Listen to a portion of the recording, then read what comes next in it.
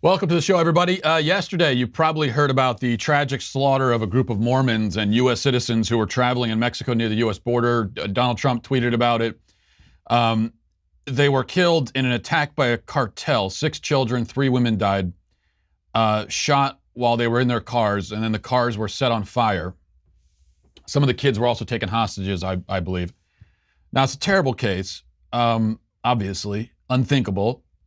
And to heap insult on top of unthinkable tragedy, the New York Times yesterday, when reporting on this incident, and I really believe that this, well, now this is quite a statement, so I know it, but this might be the most disgraceful stunt that I can remember the New York Times pulling, and that is saying quite a lot. But they published an article, and here is their headline or summary of it on Twitter anyway. It says, the brutal killing of 9 members of an American family in northern Mexico on Monday highlights the long history of religious fundamentalist settlers in the region. Our religion reporter, Elizabeth Diaz, details their history back to the early 20th century. Really, New York Times? Is that what it highlights? It highlights religious fundamentalism. So when you hear about a cartel attack killing women and children, the first thing you think about is, I wonder what the history of religious fundamentalism is in Mexico. That is amazing. It's also important to keep in mind, in case you're, for whatever reason, so generous that you would want to give the New York Times the benefit of the doubt on this, you have to keep in mind that to the media, religious fundamentalist is invariably an insult. Now, I don't think it necessarily is or should be. I think a religious fundamentalist is literally someone who follows or subscribes to the fundamentals of their religion. Now, I think there are people who are called religious fundamentalists who maybe aren't, but that's, to me, what a religious fundamental, that's what the word should mean. So I suppose if I were to call somebody that, it's not necessarily an insult. But if we're trying to ascertain the Times' motivation, what their real intent is, then it's clear that they meant to insult these people, because for the media, fundamentalist is always pejorative. And on top of insulting the dead, they're also, of course, completely deflecting from the real thing that is highlighted by this story, which should be obvious to everybody, and that would be violence and chaos on the border, the danger posed by drug cartels, etc. Now, why do we think the media doesn't want to go that direction? Why don't they want to talk about that? Well, that's pretty obvious. Because with our media, everything is ideological. They see everything immediately through an ideological lens. They really can't even help it. It's just how their minds work. Now, it's not to give them an excuse, but that's just to show how incompetent they are and how incapable they are of doing their jobs. But they see everything ideologically. And so they cannot admit that this story could at all be a reflection on why, for example, we should be enforcing the border and so on. By the way, remember how the media referred to Baghdadi, the leader of ISIS, after he was killed. Remember the Washington Post, they called him an austere religious scholar. So Baghdadi, the leader of ISIS, was an austere religious scholar, while these victims of cartel violence are fundamentalist. Do you think the New York Times would ever publish an article about ISIS that talks about the history of Islamic fundamentalism in the region? No, they would never do that. So Baghdadi, religious scholar, Mormons killed by cartels are fundamentalists. Think about that. Okay, much to talk about today, including my speech that I gave at CSU last night in LA, and some drama in the Q&A when white nationalists decided to show up and try to derail things, unsuccessfully, but they gave it their best shot. Also, that report in the Federalist that I mentioned yesterday, an interesting report that I promised to talk about today. We're going to talk about that. And Kamala Harris's plan to ensure that kids basically never see their parents. You're going to want to hear about this plan that she's cooked up and this bill that she's proposing. It's really something else. So we'll get to all that. But first, a word from Rock Auto. Chain stores, have a thing. If you go to a chain store, they have different price tiers for professional mechanics and people who are do-it-yourselfers. RockAuto.com's prices, though, are the same for everybody. And on top of that, best of all, they're reliably low for everybody. RockAuto.com always offers the lowest prices possible rather than changing prices based on what the markets will bear. It's kind of like what airlines do. But with RockAuto.com, they're not going to do that. RockAuto.com is for everybody, doesn't require membership or account login, very easy to navigate. And it's a family business, serving auto part customers online for 20 years. Go to rockauto.com to shop for auto and body parts from hundreds of manufacturers. They have everything from engine control modules, brake parts, tail lamps, motor oil. If you need new carpet in your car, they have that as well. Whether it's your classic or your daily driver, get everything you need in a few easy clicks delivered directly to your door. As I said, it's really easy to navigate the site, find exactly what you're looking for. You know that it's cheap. You know you're supporting a family business, so you can't really get any better than that. Go to rockauto.com right now and see all the parts available for your car or truck. Write Walsh in their How Did You Hear About Us box so they know that we sent you. Again, that's rockauto.com. By the way, can I just say, before we move on to the main topics here, you know, Emma Watson, the actress Emma Watson, is catching a lot of flack today for saying in an interview, I think, was it with the British Vogue, I think was one of my favorite magazines. I have a subscription. But she said that she's not single, she is self-partnered. Self-partnered. And people are making fun of her for this. But first of all, can I say, if you make fun of Emma Watson, you're making fun of her spouse too. Think about that. And because she is her spouse. And it's just wrong to go after people's spouses, okay? Leave the spouses out of it. That's my thing. Also, even though this is new age, self-absorbed, vapid, stupid nonsense, in a way, I do at least kind of admire people. Maybe admire is not the right word. I stand in awe of people who can love themselves this much, who can be this self-absorbed. I almost envy it. Because for me, I would never want to be partnered with myself. That sounds like the worst thing in the world. Why would I want to be married and partnered with myself of all the people? Me? That's why I married someone who is exactly the opposite of me. They say opposites attract. Well, that is 100% the case in my marriage. She is exactly the opposite of me in every way. She is bubbly, outgoing, cheerful, optimistic, if you can imagine that. Just the opposite in every way. So to marry myself, I mean, well, who would want that? Who would want to be married to me besides my wife for some reason? So I say congrats to Emma on her coupling, and I wish her and herself many happy years of wedded bliss. Okay, so I spoke at CSU LA last night. The subject of my talk was the left's war on reality, and which is a theme that I talk about a lot on this show, and I wrote a book about it. It's because I think when it comes to the culture, it's the most important thing that we can be talking about and should be talking about. And I tried to go into detail about the attempts in our culture to redefine life, marriage, and gender. And this is a talk that I've spent a fair amount of time developing because my goal, I don't know if this is my goal anyway, is for it to be sort of the definitive response to every major argument that the left presents to justify their positions on these topics, life, marriage, and gender. So that's a lot to bite off and try to chew in a 30-minute talk, but that's my goal anyway. And you can go to YouTube, you can go to Facebook and check it out. I posted it on Twitter as well. I mean, I would encourage you to go and watch the talk and share it with your friends, please. But there was some drama yesterday during the Q&A when a bunch of white nationalists showed up with questions that, of course, had nothing to do, well, several of them had nothing to do whatsoever with the subject of the talk, which is a shame, again, because it's an important subject. And their goal was to try to trap me and get me to say something that they could use against me to destroy my career and so forth. That's the goal. Now, for a little background on this, these white nationalists have been involved in a little campaign over the last few weeks to try to crash the Q&As of conservative speakers on campus, doing the left a huge favor in the process and asking questions that are often tinged with anti-Semitism and racism. Again, the goal here for them is to try to trap us. These aren't serious questions, and they aren't being honest in their approach. And they know it. And we know it. And everyone knows it. This is not an honest exchange, and that's not what they're looking to do.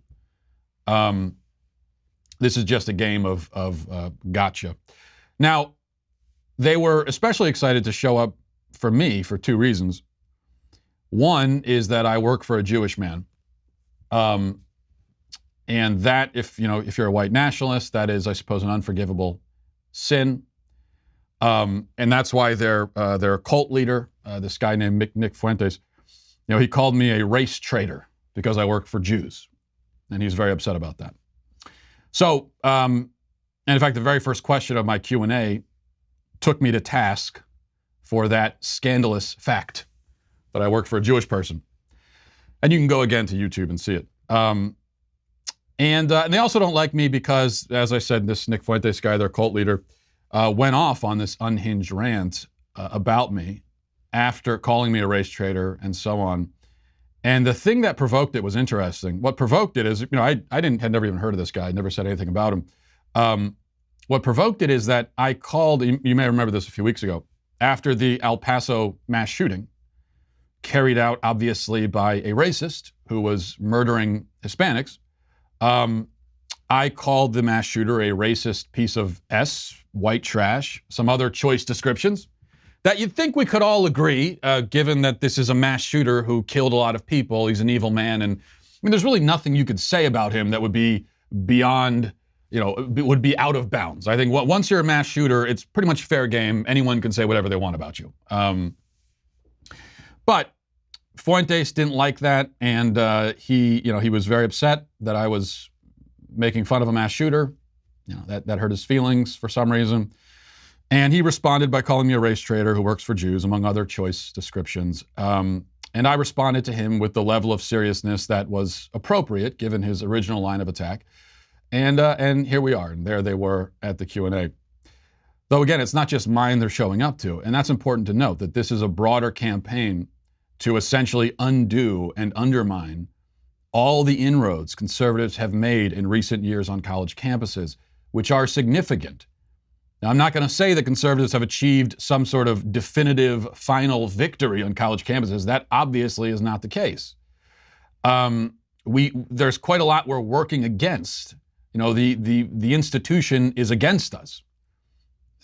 Academia obviously is against us. And academia is, of course, in many ways a brainwashing mechanism, taking these malleable, impressionable young people and forming them into far-left people who believe in gender theory and all these other things. And so we're working against that and doing what we can to make progress given all of that. But what these white nationalists want to do is they want to come and offer a big assist to the left by undermining that and turning all of our talks, or trying to turn them, into an opportunity to spout white nationalist talking points, which again, only helps the left. It's the only people who are helped by it. Now, if you go and watch the Q&A section of this talk, you'll see two things. So what you see you see ideology and you see tactics. Now, first to the ideology. These people are convinced that our struggle in this country is racial and ethnic. And our main goal, as they see it, is to preserve our racial, ethnic, European heritage. In fact, these people seem to, from the way they talk about it, it seems as though they think we live in Europe. They talk about us as if we are Europe, as if there's really no distinction between us and Europe, which of course is not the case. And to the extent that these people are being at all sincere in what they're saying, the one correct thing they have noticed is that, as I tried to express last night, we do need a unifying principle as a country. And you can't I've said this many times, you can't have a country where a bunch of people are randomly living in the same geographic area, but they don't have anything in common. That's not a real country. That's just not how a country works. And if you want to be a country, a people then there must be something that unifies you. And we should be able to say, if I say being an American means blank, everyone should be able to fill in that blank with something other than living in this part of the world. Okay, that's not how we should fill in the blank. Now, it's easy to say that we should unite, as people do. We need to have unity, but unite around what is the question. Here, though, is where these white nationalists go horribly wrong.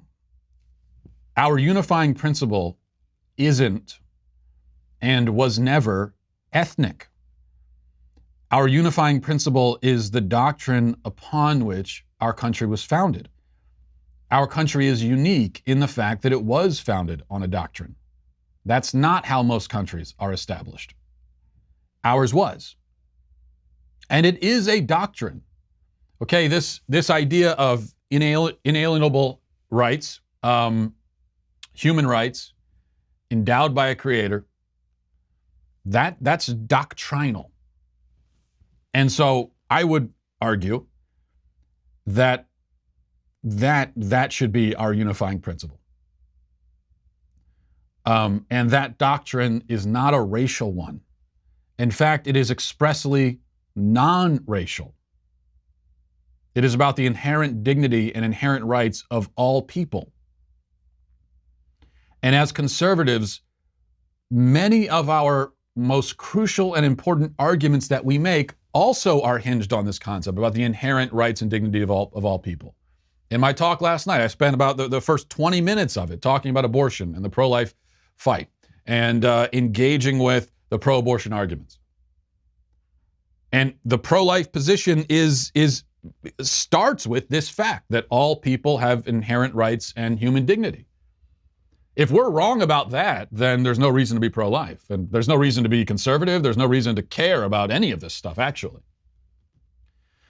Now, it's true that our founders did not quite apply that principle equally as they were blinded by the bigotries of their time, but we can apply it equally, or at least try, and that's our principle, in my view. But the questioners weren't satisfied with straightforward questions and answers. They mainly wanted to lay traps, so they threw gotcha questions at me about Ben, hoping they could get me to disavow him because he's Jewish. One guy in particular was very determined to get me to call him a bigot. This was an interesting exchange. He very much wanted me, the questioner, wanted me to call him, the questioner, a bigot. And he kept insisting on it over and over again. It was very strange. And there were people in the audience that you could see their expression. They were kind of perplexed. Like, why are you so set on this? Why do you want him to? This is what he really wanted.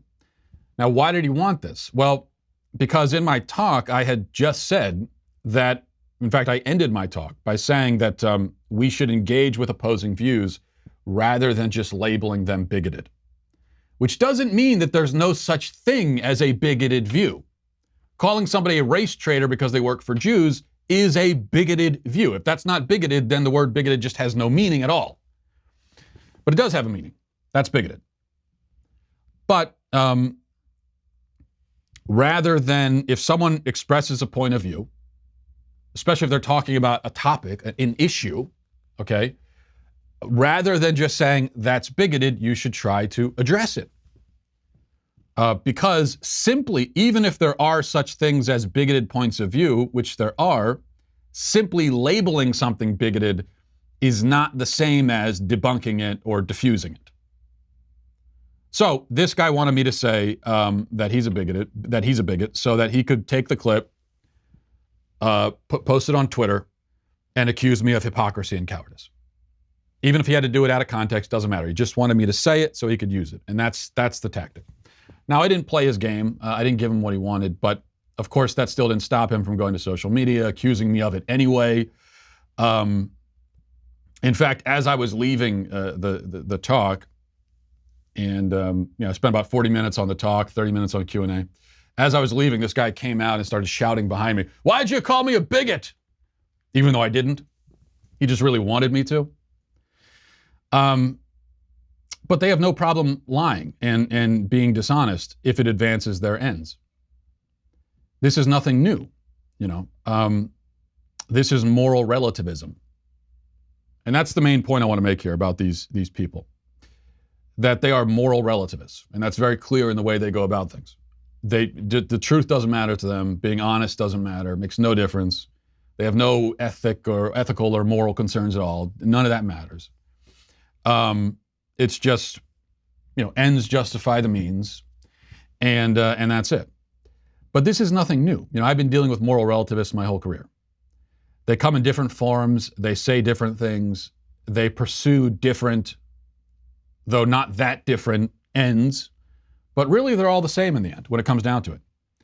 And after this particular group of fringe weirdos fade out or grow up and move on, which they probably will eventually, they'll be followed by another group and another and another, especially in our culture these days with moral relativism, as it is one of the great scourges of our culture. And it will just keep going on. And all we can do is just meet it in all of its various forms, and try not to grow too weary of it in the process, even though it can get irritating after a while.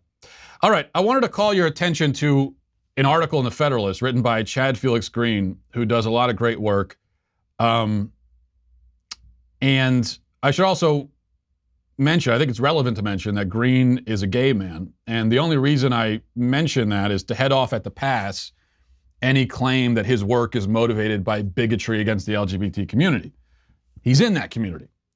Now, I know that won't stop the most committed identity politics proponents from accusing him of anti-LGBT bias anyway, but I think rational people can see the absurdity of that. So, Green's report analyzes this notion that there's an epidemic of anti-trans violence. And you hear this all the time, right? You hear that trans people are being murdered, particularly black trans people, at a much higher rate than the general population. And this means that there's an epidemic of anti-trans hate crimes. Well, I've said before that this claim is certainly false. Yes, it's true that trans people are victims of violent crimes way more often than the general population, but that's got nothing to do with hate crimes. And I've always known that, but Green decided to really do the legwork, look at the numbers, and demonstrate it. What he discovered is that, first of all, the racial angle here is completely irrelevant. The vast majority of black trans people are killed by other black people, so we can put that aside. Race is irrelevant. That's not part of this. But what about the murders themselves?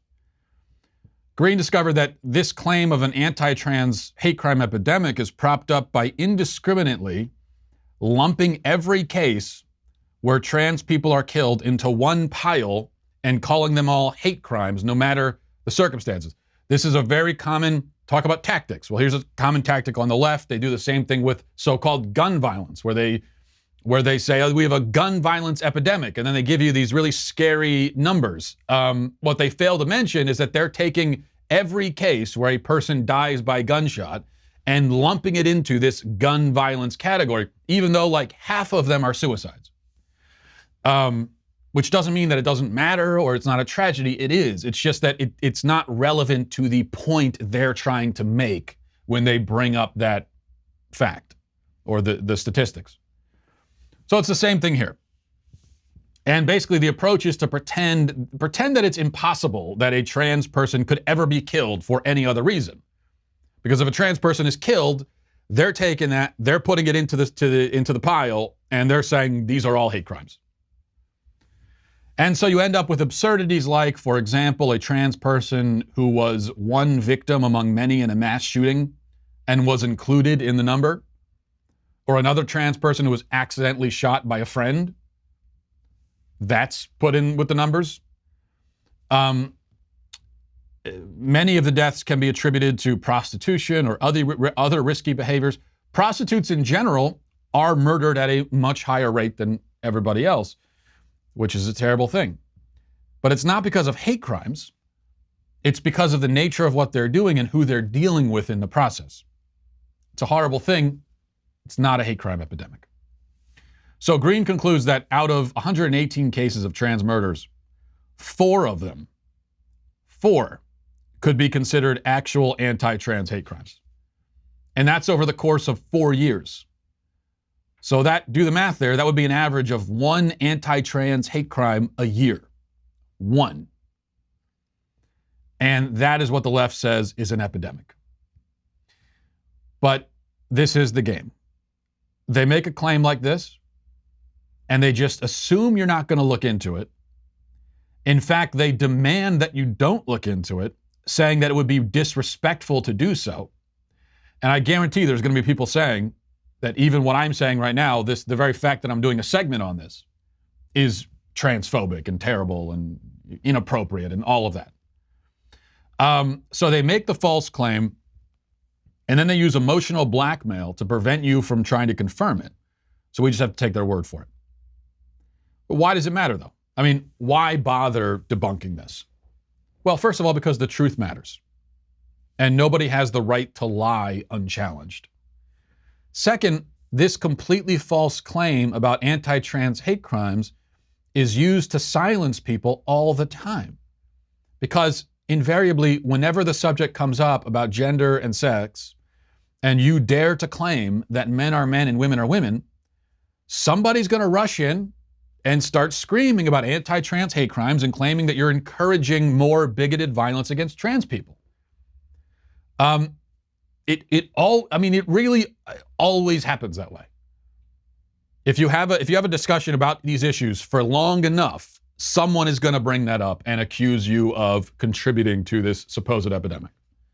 And then if you say there is no epidemic of bigoted violence against trans people, they say that you're encouraging it again just by saying that.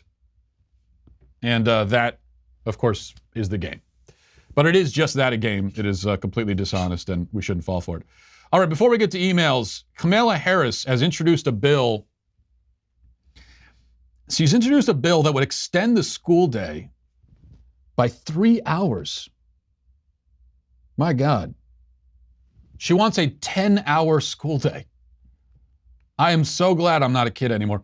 For so many reasons, I'm so glad that I'm not a kid in this culture, in this society. And this is definitely in the top 5 reasons now. Let me read from The Week. This is their article. They say Kamala Harris, presidential hopeful, is introducing a bill that would extend the school day from 8 a.m. to 6 p.m., Mother Jones reports.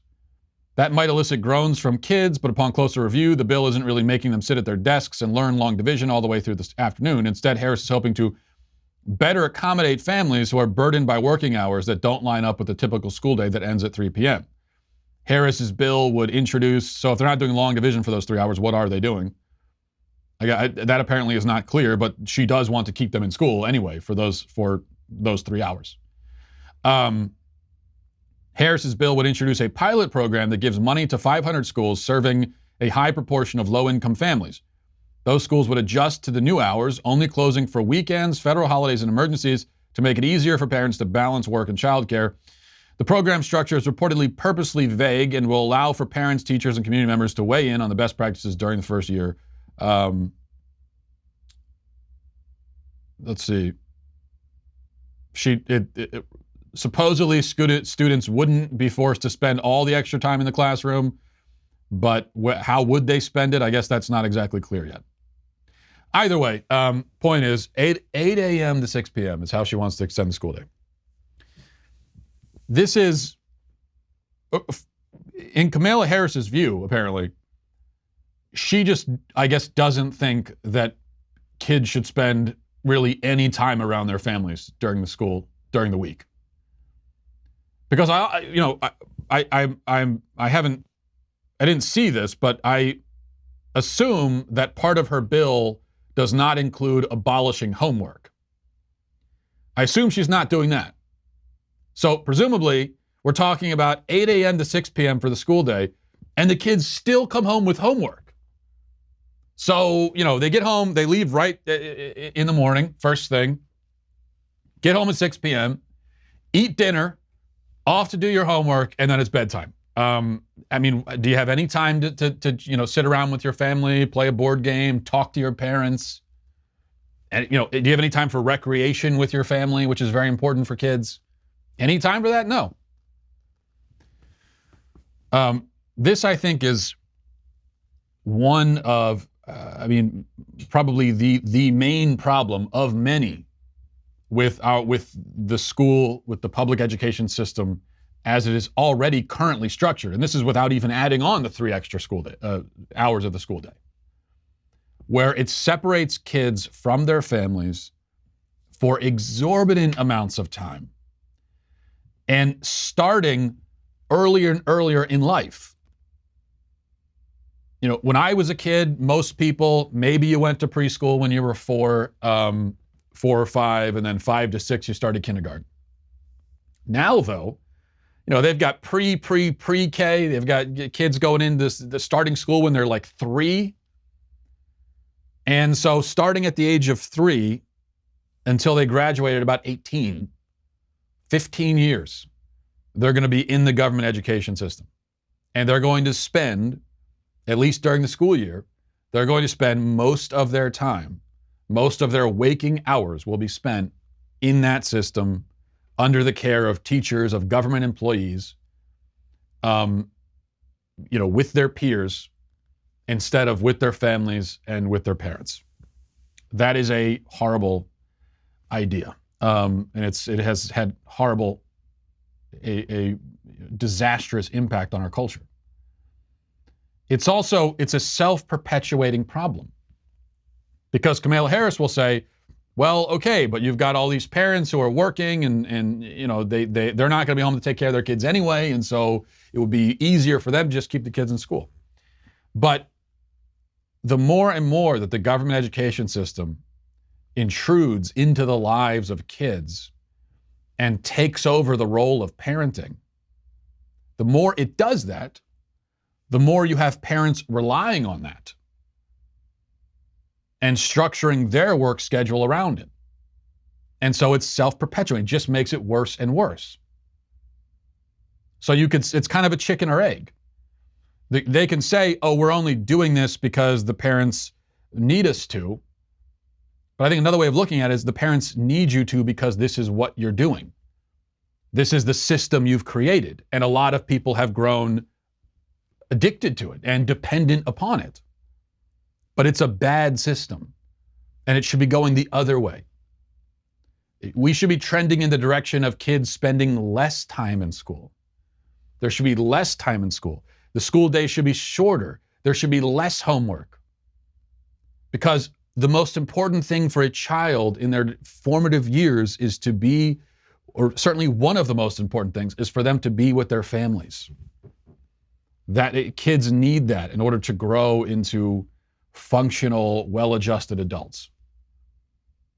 So the trend should be cutting down on busy work, cutting down on time spent in school that's just wasted anyway, and having parents doing more. I mean, because think about how much time is already wasted in the school day. When I went to school, it was, I think it was about usually 8 to 3, basically. And I would say in that chunk of time, maybe 2 hours was spent productively, and the rest of it was wasted.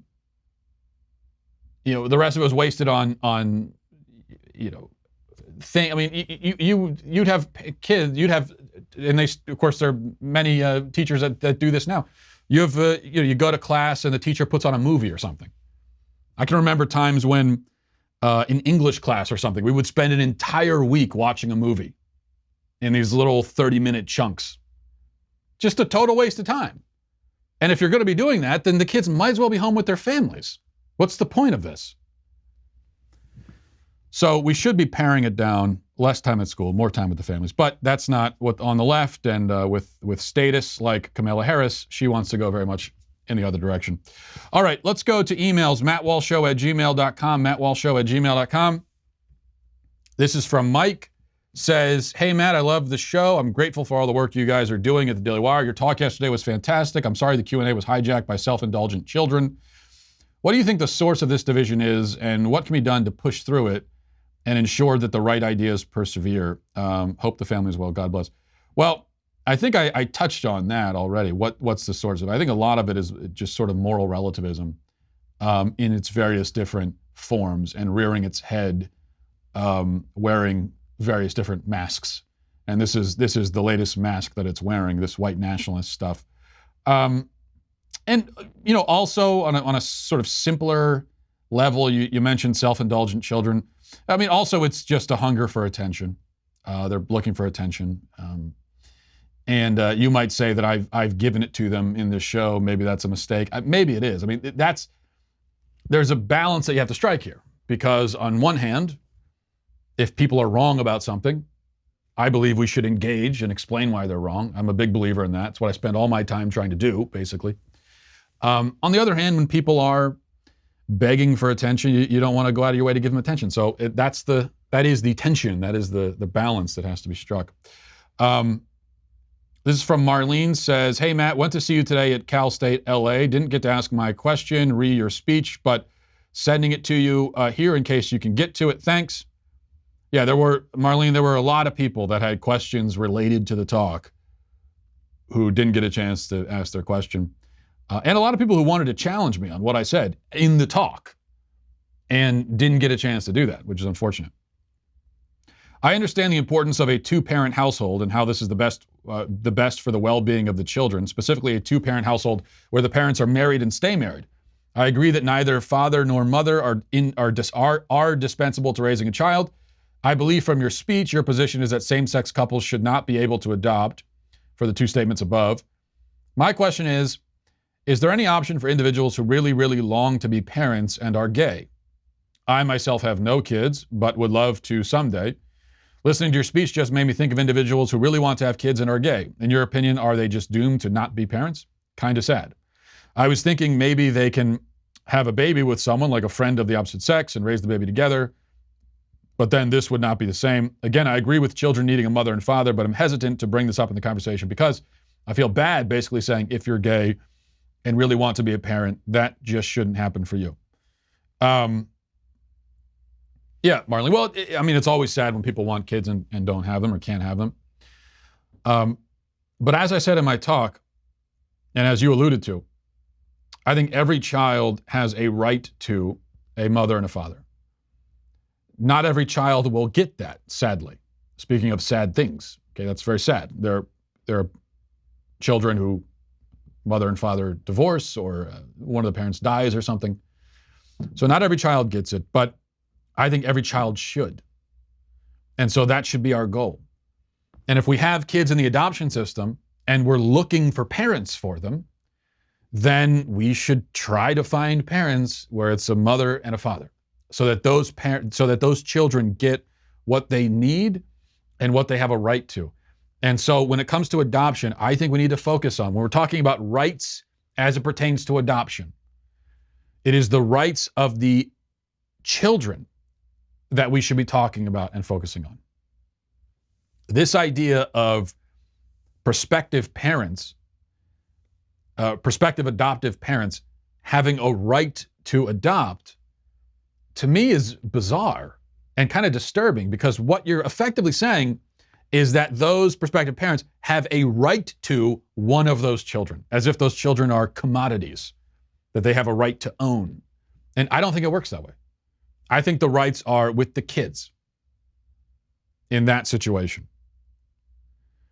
As far as gay couples who really want children, it is a sad thing. But listen, I also think that you see some of these Hollywood celebrities, single women who go out and adopt without a husband, just on their own.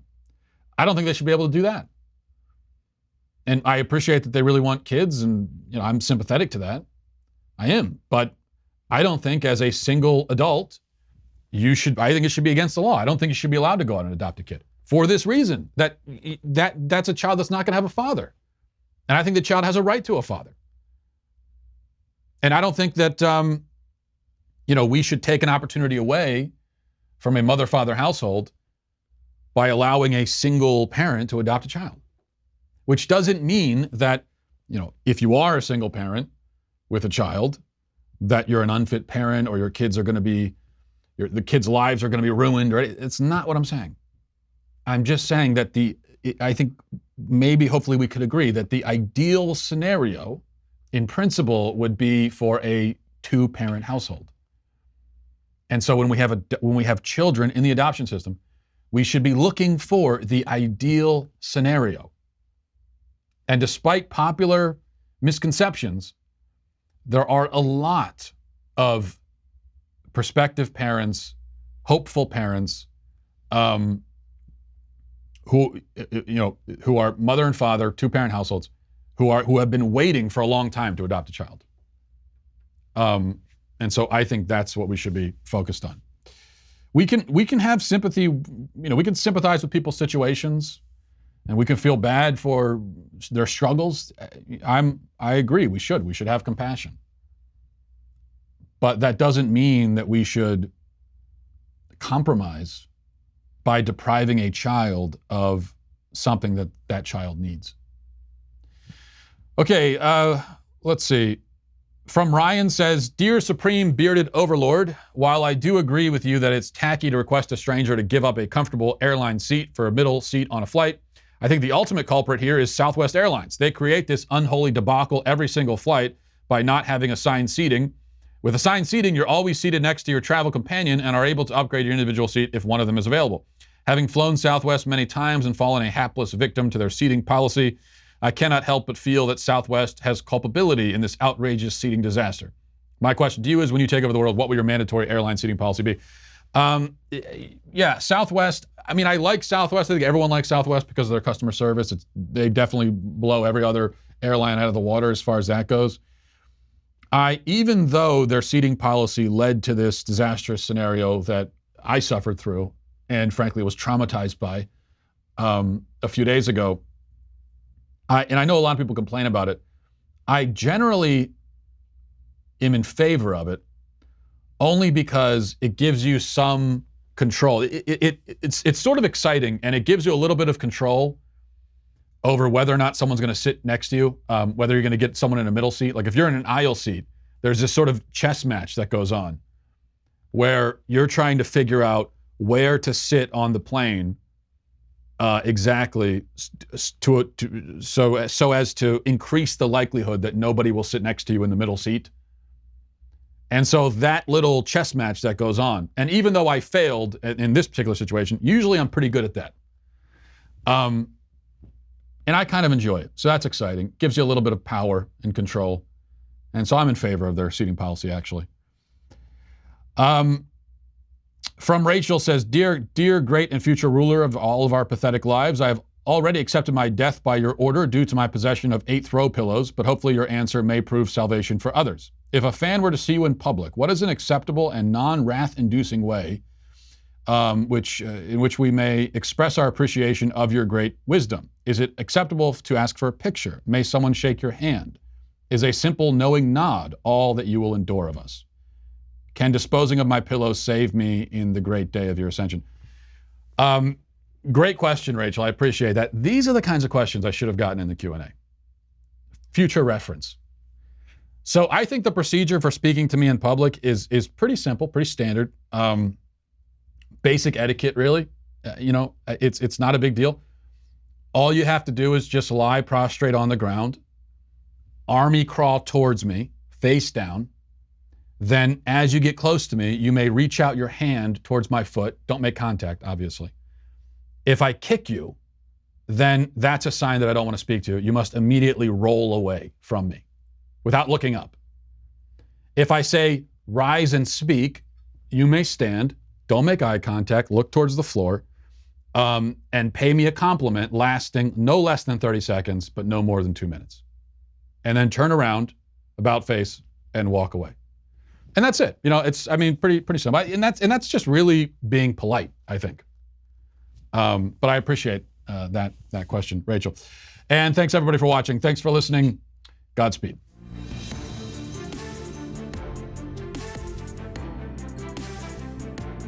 The Matt Walsh Show is produced by Sean Hampton, executive producer Jeremy Boring, senior producer Jonathan Hay, supervising producer Mathis Glover, supervising producer Robert Sterling, technical producer Austin Stevens, editor Donovan Fowler, audio mixer Mike Coromina.